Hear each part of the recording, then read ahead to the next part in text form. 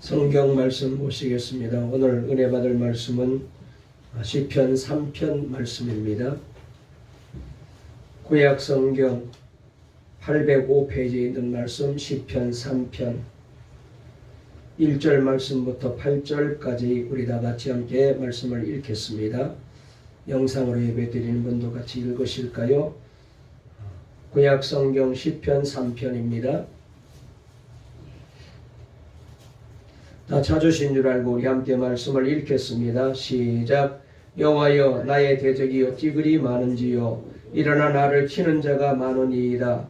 많은 사람이 나를 대적하여 말하기를 그는 하나님께 구원을 받지 못한다 하나이다. 여호와여, 주는 나의 방패시요 나의 영광이시요 나의 머리를 드시는 자이시니이다. 내가 나의 목소리로 여호와께 부르짖으니 그의 성산에서 응답하시는도다. 내가 누워 자고 깨었으니 여호와께서 나를 붙드심이로다. 천만인이 나를 에워싸 진친다 하여도 나는 두려워하지 아니하리이다. 여호와여, 일어나소서. 나의 하나님이여, 나를 구원하소서. 주께서 나의 모든 원수의 뺨을 치시며 악인의 이를 꺾으셨나이다. 구원은 여호와께 있사오니 주의 복을 주의 백성에게 내리소서. 아멘. 할렐루야. 하나님의 은혜 가운데 오늘 또 복된 귀한 예배를 하나님 앞에 드리게 되었습니다. 예배 드리면서 은혜 받고 힘을 얻고 또 하나님이 주시는 말씀으로 우리 모두가 새롭게 변화되는 복된 예배가 되시기를 바랍니다. 우리 함께 앞뒤 좌우에 있는 분과 인사 나누실까요? 하나님이 주시는 복을 받고 누리세요. 날마다 주와 동행하며 삽시다. 다시 한번요, 말씀으로 힘을 얻게 되시기를 바랍니다. 할렐루야. 우리 하람이 하율이도 말씀 잘 들으세요. 아멘.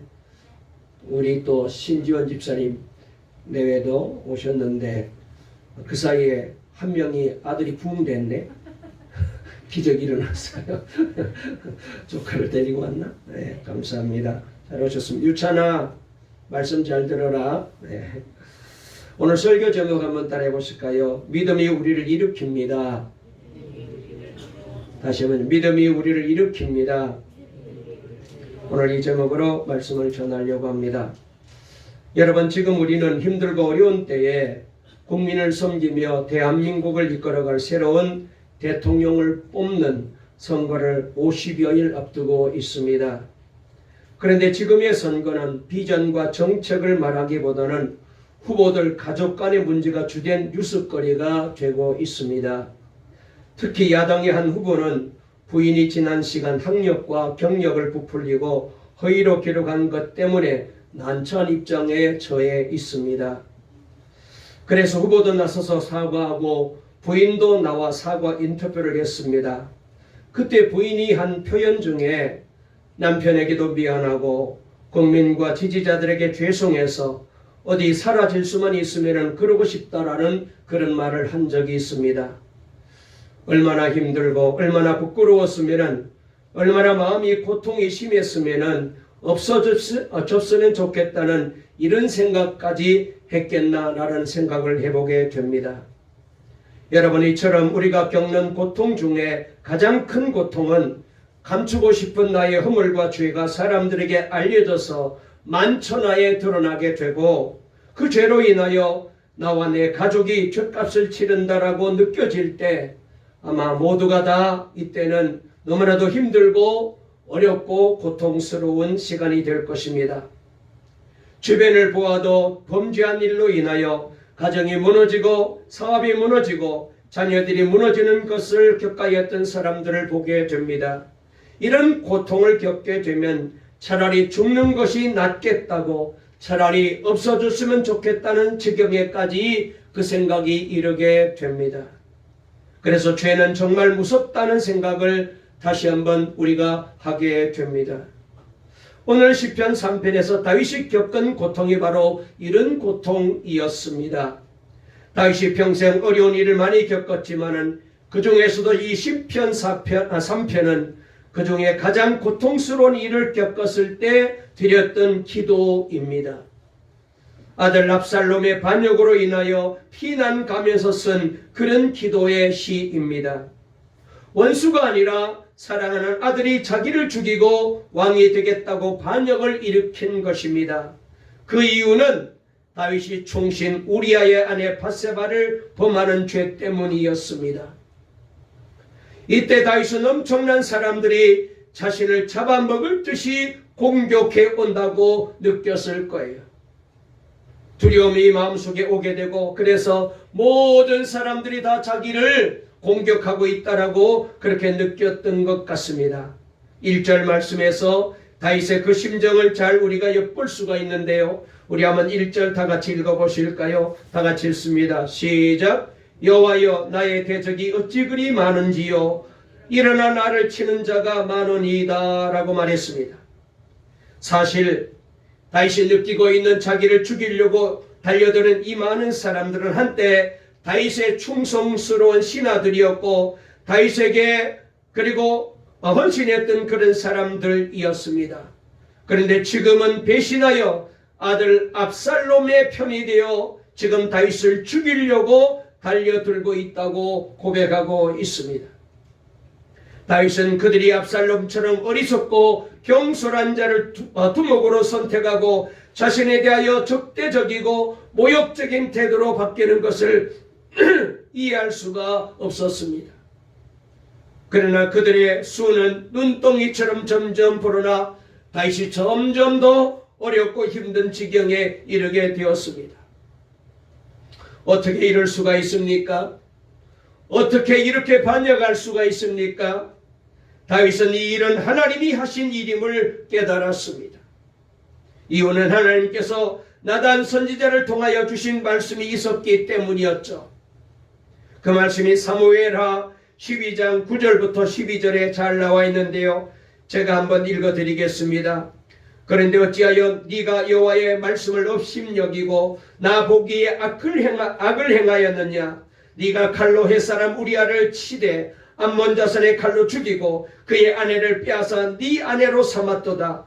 이제 네가 나를 업신여기고 햇사람 우리아의 아내를 빼앗아 너의 아내로 삼았은즉 칼이 너의 집에서 영원토록 떠나지 아니하리라 하셨고, 여호와께서 또 이와 같이 이르시기를 보라, 내가 너와 너의 집에 재앙을 일으키고 내가 너의 눈앞에서 내 아내를 빼앗아 내 이웃들에게 주르니 그 사람들이 내 아내들과 더불어 백주에 동침하리라. 너는 은밀히 하였으나 나는 온 이스라엘 앞에서 백주의 이 일을 행하리라 하셨나이다 하니 그랬어요.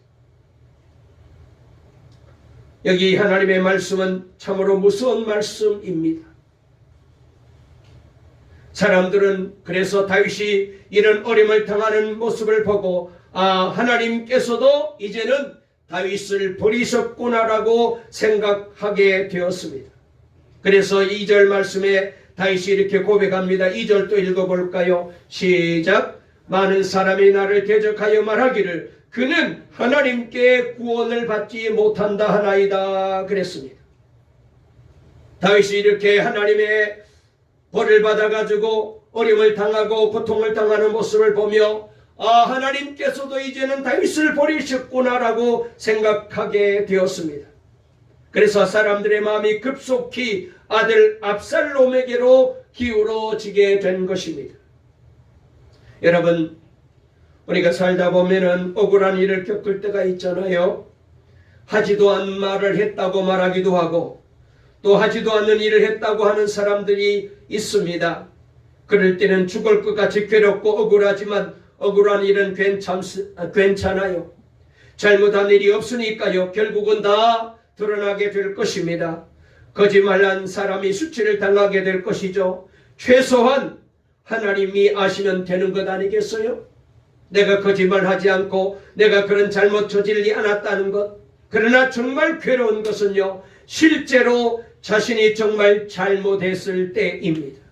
그때는 어려움을 당하게 되면 할 말도 없습니다. 희망도 없습니다. 왜? 내가 잘못해서 이런 벌을 받으니까, 내가 잘못해서 이런 어려움을 당하니까 할 말이 없습니다. 그런데 오늘 우리는 이 본문에서 우리가 알고 있는 이런 상식과는 전혀 다른 다윗의 놀라운 믿음의 고백을 보게 됩니다. 사람들의 절망적인 수군거림을 들으면서도 다윗은 말이죠. 이렇게 고백해요.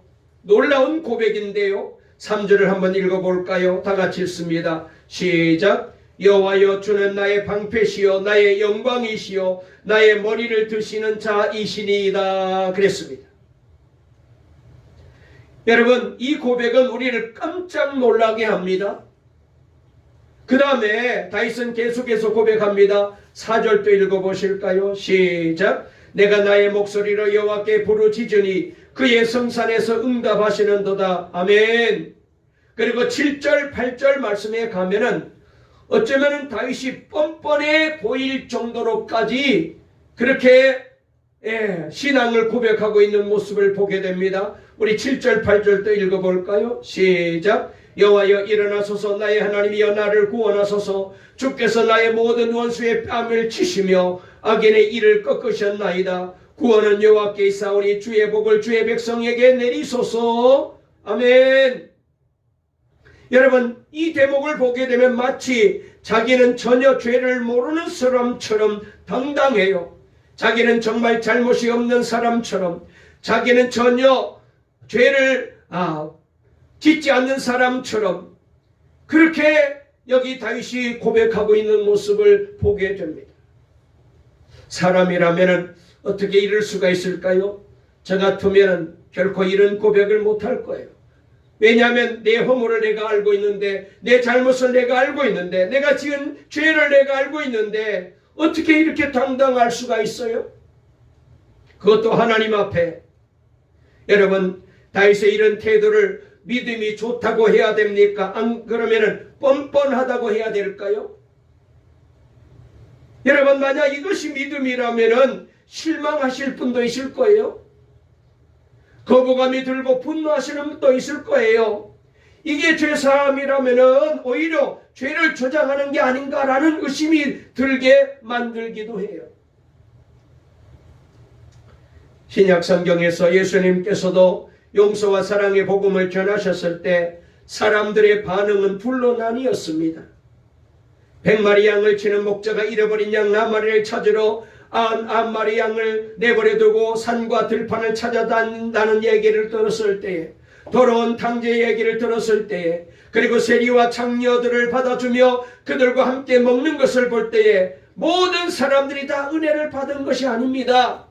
은혜 받은 사람도 있고 주님의 그 큰 사랑을 이제 좋아하는 사람도 있었지만은, 그러나 여기에 비하여 바리새인들은 분노했어요. 제사장들과 서기관들과 장로들은 분노했습니다. 유대인들은 도저히 참을 수가 없어서 저 예수를 어떻게 하든지 없애야 되겠다고 생각하게 된 거예요. 여러분, 하나님께서 결코 죄를 가볍게 여기시는 분이 아닙니다. 예수님이 죄를 다 인정하는 게 아닙니다. 여러분, 십자가는 하나님께서 얼마나 죄를 미워하시고, 하나님께서 죄를 얼마나 분노하시고, 하나님께서 죄 때문에 얼마나 고통하시는지를 잘 보여주는 사건이 바로 십자가입니다. 그런데 하나님께서 다윗을 다시 회복시키셨다고 그저 죄를 용서하신 것이 아닙니다. 하나님의 무서운 징계가 있었고 다윗의 철저한 회개가 있었습니다. 다윗은요, 나단 선지자의 입을 통하여 하나님의 말씀을 전해 듣자 하나님의 책망을 듣고 모든 신 앞에서 무릎을 꿇고 자기가 지은 죄를 고백했습니다. 왕으로서 얼마나 수치스러운 일입니까? 그러나 그는 하나님 앞이라고 생각하고 무릎을 꿇은 거예요. 그러면서 이때 다윗이 자신의 죄를 고백하는 그런 이제 고백의 말씀이 시편 51편에 잘 소개되고 있어요. 몇 절을 제가 읽어드릴게요. 이렇게 그는 고백합니다. 무릎을 꿇고, 하나님, 우슬초로 나를 정결케 하소서. 내가 정하리이다. 나의 죄를 씻어주소서. 내가 눈보다 희리이다. 9절에는 주의 얼굴을 내 죄에서 돌이키시고 내 모든 죄악을 지워주세요. 그리고 10절에서는 하나님이여 내 속에 정한 마음을 창조해 주시고 내 안에 정직한 영으로 새롭게 만들어 주세요. 그리고 11절에 나를 주 앞에서 쫓아내지 마시며 주의 성령을 내게서 거두지 말아 주세요. 하나님, 내가 죄를 지은 것이 사실입니다. 내 죄가 큽니다. 하나님 아버지, 그러나 아버지 하나님, 나를 주님 앞에서 하나님 앞에서 제발 쫓아내지 마시고 내게 내려주셨던 성령을 제발 거두지 말아주세요. 내가 죄값으로 벌을 받겠습니다. 달게 받겠습니다. 그러나 하나님, 나를 하나님 앞에서 쫓아내지 마세요. 그리고 14절 말씀에 보면은 하나님이여 나의 구원의 하나님이여 피 흘린 죄에서 나를 건져주세요. 우리가 잘 아는 대로 다윗은 바세바를 이제 자기 아내로 삼기 위하여 이 남편 우리아를 전쟁터에 보내서 죽게 만들지 않았습니까? 다윗이 직접 죽이진 않았지만은 하나님은 다윗이 우리아에게 이제 피를 흘리게 해서 죽였다고 그렇게 이제 전하셨습니다. 하나님, 그러므로 내가 이런 죄를 범하여 싸우니 하나님 나를 건져주세요. 나를 구원해 주세요. 이렇게 다윗은 신하들 앞에 무릎을 꿇고 하나님 앞에 간절히 기도합니다. 그리고 다윗은 자기에게 반역하는 아들 압살롬에게 분노하지 않고 저주하지도 않고 싸우지도 않았어요. 다윗이 아들 압살롬을 사랑해서 아버지 정 때문에 이 아들의 잘못된 행동을 용서하는 게 아닙니다. 바로 자기 죄 때문에 저 아들이 나에게 이렇게 대한다라고 그렇게 인정하게 된 거예요. 하나님이 저 아들을 통하여 나를 이렇게 죄에 대하여 벌을 내리고 있다라고 그렇게 받아들이게 된 거예요. 그리고 그는 피난 갈 때에 아들 압살롬이 자기를 죽이려고 하니까 도망갈 수밖에 없었어요. 궁궐에서 쫓겨나와서 도망을 갑니다. 피난 갈 때에 맨발로 갑니다. 얼마나 급했든지 머리를 숙이고 머리카락을 다 흩어뜨리고 울며 갑니다. 얼마나 고통스러운 순간이었을까요? 그런데 그 피난길에 시므이라는 노인이 다윗을 따라오며 돌을 던지며 모욕을 하고 온갖 저주와 욕을 퍼부어댈 때 다윗을 따라가는 신하가 부하가 말합니다. 저 못된 저 늙은이를 그냥 내버려 두십니까? 내가 저 노인을 단칼에 없애겠습니다. 그때 다윗이 만류하며 이렇게 말합니다. 사무엘하 16장 10절부터 12절에 나와 있는데요. 그가 저주하는 것은 여호와께서 그에게 다윗을 저주하라 하심이니 그랬어요. 저 노인이 나에게 대하여 저주하고 욕을 하는 것은 저 노인 자신의 생각으로 하는 게 아니고 하나님이 그렇게 하라고 했다는 거예요. 그러면서 네가 어찌 내게 그리하였느냐 할 자가 누구겠느냐? 여호와께서 그에게 명령하신 것이니 그가 저주하게 내버려 두어라. 혹시라도 여호와께서 이런 일로 인하여 나의 원통함을 감찰하시리니 오늘 그 저주 때문에 혹시라도 여호와께서 나에게 벌을 거두시고 손으로 내게 갚아주실지 누가 아느냐.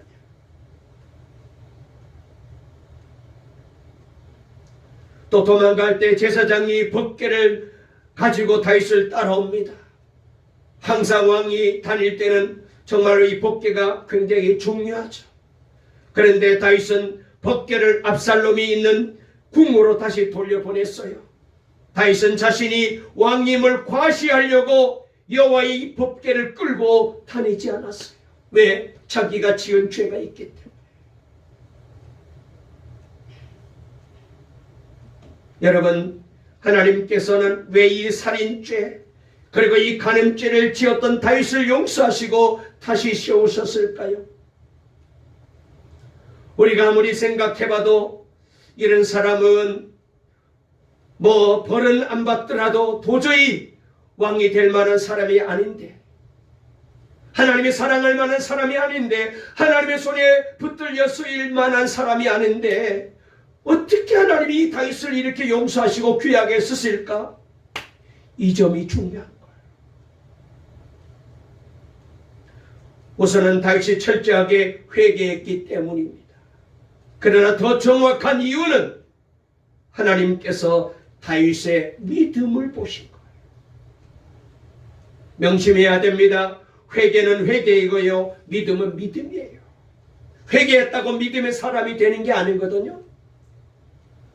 회개가 아무리 철저해도 믿음이 없으면 하나님께서 결코 우리를 회복시키지 못해요. 우리가 믿어야 구원받잖아요. 믿어야 회복이 되는 거예요. 다윗의 고백에 대하여 거부감도 가질 수 있지만 우리는 여기서 하나님의 심정을 잘 헤아려 볼 수 있기를 바랍니다. 하나님의 마음은 아버지의 마음입니다. 가령 예를 들어서 이렇게 생각해 볼까요? 가정의 아들, 딸이 어떤 잘못을 하여 부모가 잘못을 지적하면 매를 듭니다. 벌을 내립니다. 이렇게 되자 죄책감 때문에 낙심하고 집을 떠나겠습니다라는 쪽지를 남기고 만약 아들이 집을 나간다면은 그 부모의 마음이 어떻겠어요? 그 가정이 어떻겠습니까? 더 어렵고 힘든 시간이 계속될 거예요. 그런데 아들이 매를 맞으면서도 아버지가 나를 사랑하시니 이러시는구나. 아버지 잘못했어요. 더 때려주세요. 징계가 큰 사랑님을 믿습니다. 그리고 이제는 용서해 주실 줄 믿습니다. 아버지 사랑합니다. 감사합니다 하며 이 아들이 아버지 품에 와락 안기는 자녀가 된다면 이 자녀가 얼마나 복됩니까? 그래야 비로소 죄에서부터 벗어나게 되고 일어나게 되고 자신도 가정도 사는 거예요. 그러므로 우리가 죄에서 진정 벗어나 복된 자의 길을 가려면 분명한 회개도 있어야 하지만 동시에 십자가의 복음에 대한 확실한 믿음이 있어야 돼. 우리가 살 길은 철저한 회개와 하나님의 사랑에 대한 확신을 갖는 믿음입니다. 그러면 길이 열리게 되고 은혜가 임하게 되고 회복이 일어나게 되고 구원이 임하게 되고 주님의 손에 붙들려 쓰임받게 되는 거예요. 여러분, 우리가 예수님을 믿을 때에 느낌을 의지하는 것, 감정을 바라보고 사는 건 굉장히 위험합니다. 감정은 언제나 변할 수 있거든요. 여러분, 그래서 이 감정을 의지하게 되면 우리의 신앙은 나약하고 위험합니다. 우리의 신앙은 진리 위에 서야 돼요. 말씀 위에 서야 돼요. 환경과 느낌은 감정은 수없이 변할지라도 하나님의 이 진리의 말씀은 변함이 없어요. 이 말씀을 믿고 믿음 위에 설 때에 그때부터 하나님의 손길이 내게 찾아오게 돼요. 그리고 이 진리 위에 내가 신앙을 고백하게 되면은 마음이 새로워집니다. 믿음이 있어야 하나님이 그때부터 역사할 수 있어요. 여러분, 우리는 이 시편 3편의 결국을 잘 알고 있고 그 다음에 다윗이 하나님 앞에 어떻게 쓰임받았는지도 다 알고 있습니다. 결국 다윗은 하나님을 믿었더니 하나님은 다윗의 허물과 죄를 용서하시고 그리고 믿음대로 다윗을 일으켜 세워주셨어요. 하나님께서는 다윗의 머리를 들어주셨습니다. 정말로 부끄럽게 한이 없는 그였는데 부끄러워하는 이 다윗을 하나님께서 회개하고 믿으니까 그의 머리를 들게 해주셨어요. 그리고 다윗의 영광을 회복시켜 주셨습니다. 그리고 놀라운 일은 하나님께서는 예수님을 이 다윗의 후손으로 오게 하신 거예요. 인류의 구원자 메시아를 예수님을 이 다윗의 후손으로 이 땅에 오게 하신 거예요. 우리가 생각하기에는 아니 사람이 없는 것도 아니고 하필이면 그런 허물 많은 다윗의 후손으로 예수님 메시아가 오게 하시다니 하나님 정말로 그런 분이신가 우리가 오해할 정도로 하나님이 다윗이 회개하고 믿으니까 하나님이 그를 복주시는 사람으로 하나님께서 그를 세워주신 것입니다. 여러분, 많은 성도님들이 예수님을 믿으면서도 자신에 대한 좌절감 때문에, 자신이 지은 죄 때문에, 죄책감 때문에, 열등감 때문에 여기에서 잘 벗어나지 못할 때가 많이 있어요. 왜? 내가 지은 죄를 내가 너무나도 잘 알고 있기 때문에 그렇죠. 회개했지만 정말로 하나님께서 나를 용서해 주셨나. 교회를 오래 다니면서도 내가 지은 죄, 부끄러운 그 죄가 자꾸 생각나면은 정말로 내가 하나님 앞에 이렇게 설 수 있을까? 하나님이 나를 정말로 사랑하실까? 자꾸 의심이 생깁니다. 여러분, 우리가 신앙생활하고 나이를 먹게 되면은 사람이 자꾸 감정적으로 바뀌어지기 때문에 자꾸 그렇게 연약한 마음이 생기고 의심하게 되어요. 그래서 점점 믿음이 흔들흔들해집니다. 기억하십시오. 계속 이런 마음을 가진 자는 하나님께서도 도저히 그를 일으킬 수 없어요. 우리는 좀 뻔뻔할 정도로 믿어야 돼요. 이미 하나님은 저와 여러분들이 허물이 많고 죄가 많고 부끄러운 실수가 많은 걸 다 알고 계셔요. 만약 저의 허물을 여러분들 앞에 이 시간 얘기하면은 여러분들이 이 자리에서 다 나가실 거예요. 저런 사람이 우리 교회 목사님이었나?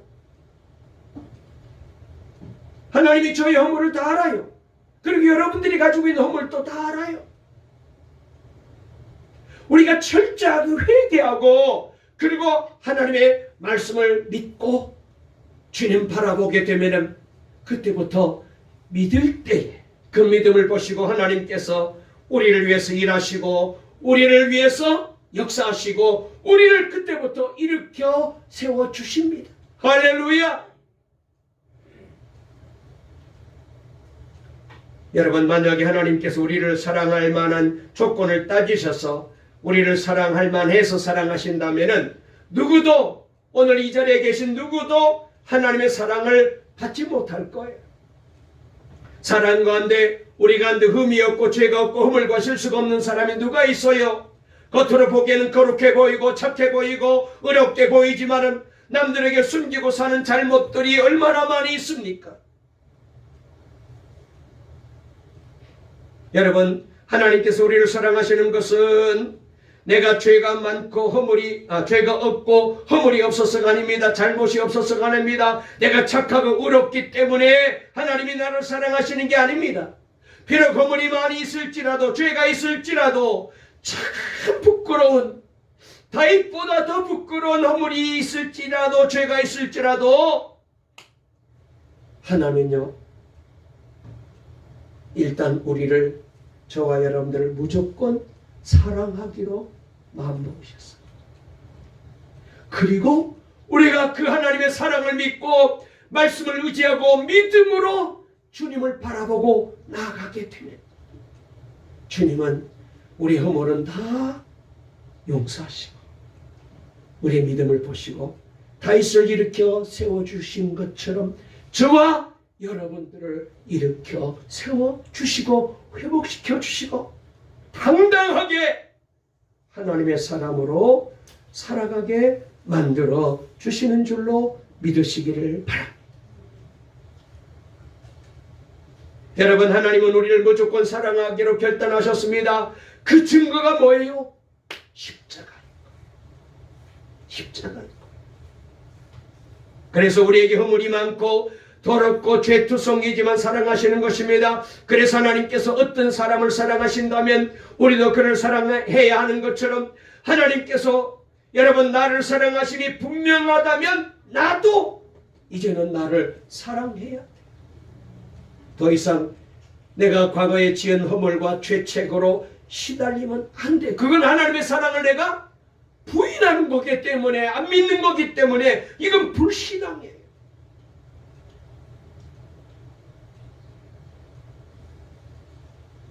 여러분, 우리를 사랑하기 시작하면요, 비로소 하나님의 역사가 그때부터 시작이 됩니다. 심리학자들의 말에 의하면 이렇게 말해요. 사람의 마음이 바뀌는데 얼마나 걸릴까? 석 주 걸린대요. 21일이 걸린답니다. 심리학자들의 말이 그래요. 그래서 나는 불행하다는 마음을 가진 사람이 나는 행복하다라는 마음을 가지려면 최소한도 21일 동안 하나님의 용서와 사랑을 품고 감사하고 시인하고 믿으며 살아야 돼요. 자, 여기서 우리가 해야 될 일이 생각났어요. 뭐예요? 아직까지도 죄책감에 시달립니까? 아직도 부끄러운 일 때문에 마음이 아프십니까? 회개하십시오. 그리고 주님의 십자가의 사랑을 믿으십시오. 그리고 이렇게 말하십시오. 하나님이 무조건 나를 사랑하기로 마음먹으셨습니다. 그래서 십자가 예수님을 죽이고 나의 모든 허물과 죄를 용서해 주셨습니다. 감사합니다. 나는 하나님의 사랑받은 자녀가 되었습니다. 하나님께서는 나를 일으켜 세워주셨습니다. 하나님께서는 나를 회복시켜 주셨습니다. 나는 하나님 안에서 주님 안에서 믿음으로 행복한 자가 되었습니다. 아멘. 날마다 외치십시오. 21일 동안 잠에서 깨어났을 때도 하나님 나라를 사랑하심을 믿습니다. 나는 회복되었습니다. 잠자리에 들 때도 밥을 먹으면서도 길을 걸어가면서도 사람들을 만나면서도 21일 동안 계속해서 마음속으로 외치고 고백하십시오. 그러면 불행한 마음은 떠나가고 행복한 삶을 살아가는 구원받은 하나님의 백성으로 살게 될 줄로 믿습니다. 어떤 어려운 일이 일어나도 21일 동안만이라도 사람들이 아니 미쳤나? 아니 네가 한 짓을 네가 할 터인데 막 그렇게 저주하고 온갖 욕을 퍼부어대도 미쳤나 할 정도로 사람들이 오해할지라도 하나님의 사랑을 마음에 품고 말하고 행동하면 다윗처럼 저와 여러분의 인생도 확 바뀌어질 줄로 믿습니다. 여러분, 이것은요 바른 믿음이 있어야 하나님이 역사하실 수 있거든요. 마지막으로 여기서 우리가 한 가지 꼭 알아야 할 사실은요, 여러분 본래 병아리였는데 자기는 독수리라고 21일 동안 상상하고 생각한다고 병아리가 독수리가 되는 건 아니죠. 그런데 본래 독수리였는데 환경 때문에 자신이 병아리라고 생각하여 병아리처럼 살았던 독수리라면은 21일 동안 축복 기도가 있으면은 바뀌어져요. 저와 여러분은 본래 하나님의 자녀예요. 그런데 우리의 조상 아담의 죄를 범하고 그 죄값으로 그리고 그 죄가 우리에게 유전으로 와서 우리도 죄인이 된 거예요. 우리는 원래 하나님의 자녀예요. 어떤 신실한 믿음의 선배가 이런 말을 들려준 적이 있는데요. 제 마음에 생생히 남아있어요. 들어보세요. 어떤 어려움이 오더라도 마음에 묻어둔 죄를 다 털어놓고 회개한 후 하나님의 사랑과 축복하심을 믿고 전심으로 기도하면 해결해 주시지 않는 문제가 없더라. 이게 답이에요. 어떤 어려움이 있을지라도 어떤 환난이 있을지라도 어떤 고통이 있을지라도 어떤 사연 어떤 문제가 있을지라도 마음에 묻어둔 죄를 다 하나님 앞에 털어놓고 회개한 후에 하나님의 이 사랑과 축복을 믿고 전심으로 기도하고 주님을 바라보면 내 인생 해결되지 않는 문제가 없더라는 거예요. 사랑하는 성도 여러분, 여러분도 다윗과 같은 철저한 회개와 믿음의 축복 기도를 해보시기를 바랍니다. 보세요. 사도 바울도 우리가 귀하게 여기지만 그가 누구입니까? 스데반 집사님을 돌로 때려 죽인 살인자입니다. 그렇게 교회를 핍박하고 믿는 사람들을 잡아들였던 범죄인이에요. 사도 베드로도 누구였습니까? 예수님을 저주까지 하며 부인했던 사람 아니었습니까? 그런데 위대한 대사도로 쓰임받고 위대한 바울로 쓰임받고 위대한 다윗으로 쓰임받고 있지 않습니까? 허물이 없었어요. 잘못이 없었어요. 죄가 없어서 아닙니다. 어쩌면 우리보다 더 큰 죄를 지었던 저들입니다.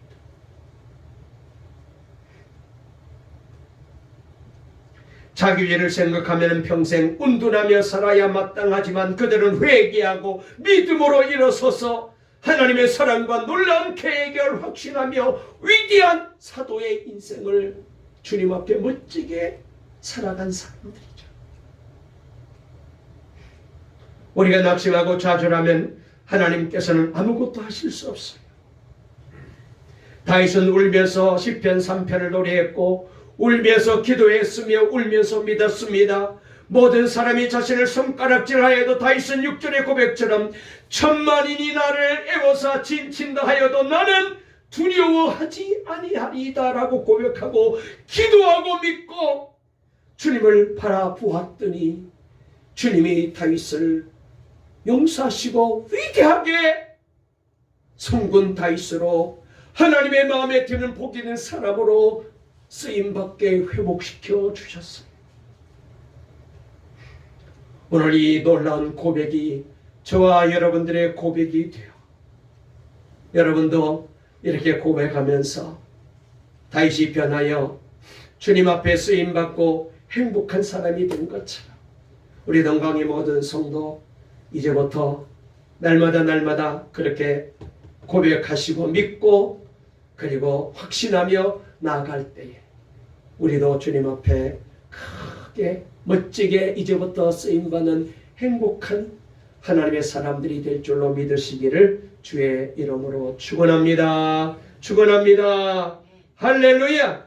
살아계신 하나님 감사합니다. 믿음이 우리를 일으키게 되는 줄 믿습니다. 도저히 용서받을 수 없는 죄를 지었습니다. 부끄러운 죄를 지었습니다. 악한 죄를 지었습니다. 그래서 다윗은 하나님 앞에 도저히 설 수 없었지만은 그는 선지자를 통하여 하나님의 뜻을 전달받고 자신이 지은 죄를 얼른 무릎 꿇고 회개했습니다. 그리고 하나님을 바라보면서 믿음으로 다시 한번 주님을 바라보면서 나아갔더니 기도했더니 우리 하나님께서 다윗을 용서하시고 그를 일으켜 세워주셨습니다. 회복시켜 주시고 은혜 주시고 그리고 위대한 하나님의 사람으로 쓰임받고 그 후손을 통하여 메시아 예수님이 이 땅에 오시게 되었습니다. 아버지 하나님, 우리 동강의 성도들 가운데 늘 죄책감 때문에 시달리고 자신의 죄 때문에 자꾸 마음이 아팠던 분들 한 분 한 분 계실 겁니다.